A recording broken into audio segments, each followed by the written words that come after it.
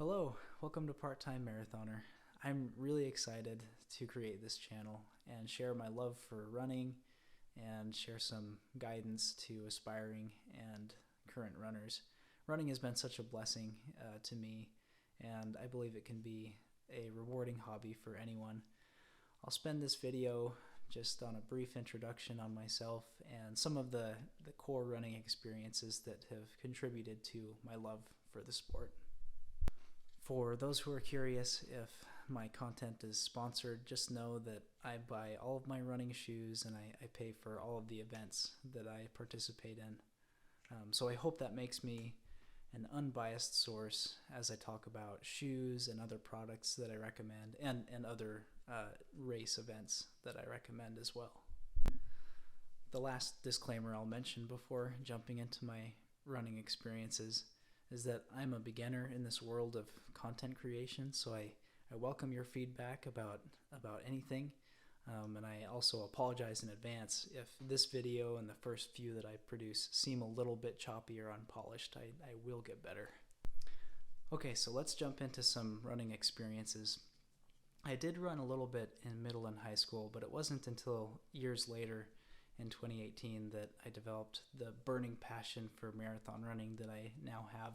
I rubbed shoulders with a guy that had run at the time 20 or more marathons, and it was amazing to me because I happened to know that he went through grad school, was raising a family, and had a busy career to balance, and all of those things aligned with goals that I had. And so he's the one that got me thinking about marathon running and the reason why I signed up for my first race, which was in June of 2018. So I signed up for this race. I don't really think too much about it. And as I go along in the training, I'm not really keeping track of my pace or my weekly mileage. All I know is I'm just trying to run a little bit more than I normally do. So race day comes around. There are about 70 runners in the marathon event alone, which is pretty small. And I run this race and I end up winning, which was a big surprise to me. I had a time of 3 hours and 1 minute, which isn't particularly fast, but it was a great experience, and I ended up learning how electrifying that feeling is of just crossing the finish line and doing well in a race. And it just got me excited for the next one. Right after I finished, I was already thinking about how I was going to adapt my training to run an even faster time. And so that is what got me hooked. They say that first marathon is a pretty divisive experience. You either love it and are excited for the next one, or you kind of hang up your running shoes. It was definitely the former for me. I was just very, very excited for the next race. So I'm still in college, a year from 2018, and so I decide to again run the Teton Dam Marathon. And you know, as a side note, if you want to do well, place well in a race, just pick a small pond, because if you're like me and you're not particularly a big fish in the marathon world, you end up placing decently well. But I ran the 2019 Teton Dam Marathon, and I trimmed my time down to 2 hours and 40 minutes, which was really exciting. And again, I was just looking forward to that next race, the next opportunity to improve upon my time. So after running the Teton Dam race in 2019, life got just a little bit busy. Got married, graduated, had a kid, and started a career, and a couple of other weak excuses. But last year I decided to sign up for another race. So I signed up for the Beaverhead Marathon in Dillon, Montana. It was an even smaller race than Teton Dam. But it was so much fun to be there. I just wanted to beat my best time if I could. And I was able to do that. I ran it in 2 hours and 37 minutes, so shaved off a couple minutes. And it revived my goal to always have a race or something to train for. So a friend convinces me to sign up for the Moab Trail Marathon taking place last year in November.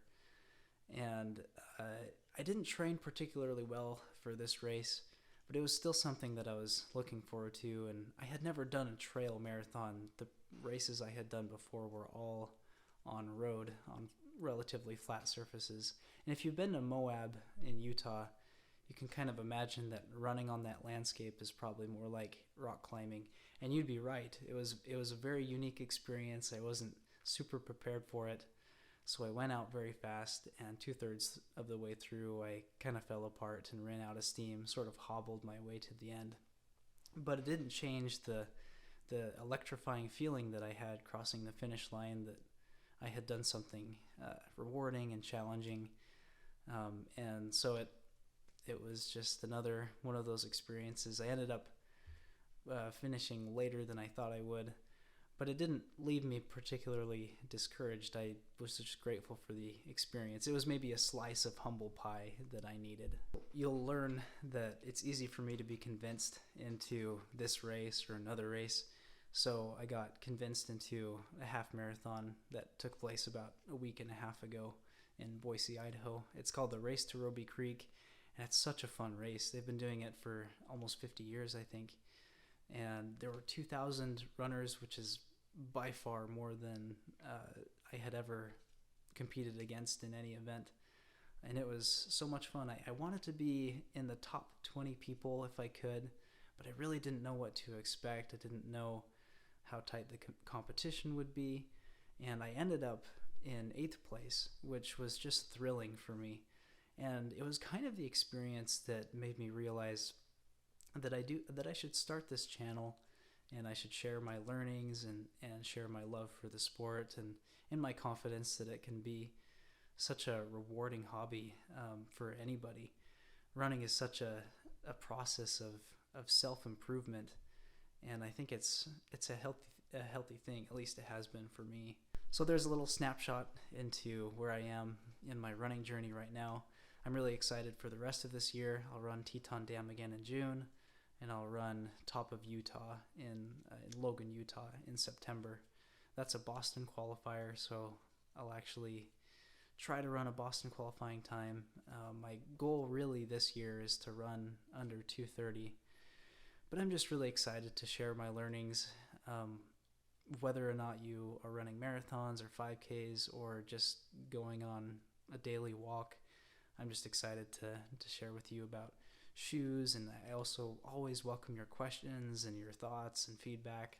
Love to expand on topics that are interesting to you all. So thanks so much for listening, and I'm excited to talk more about my training and the various aspects of running that I love.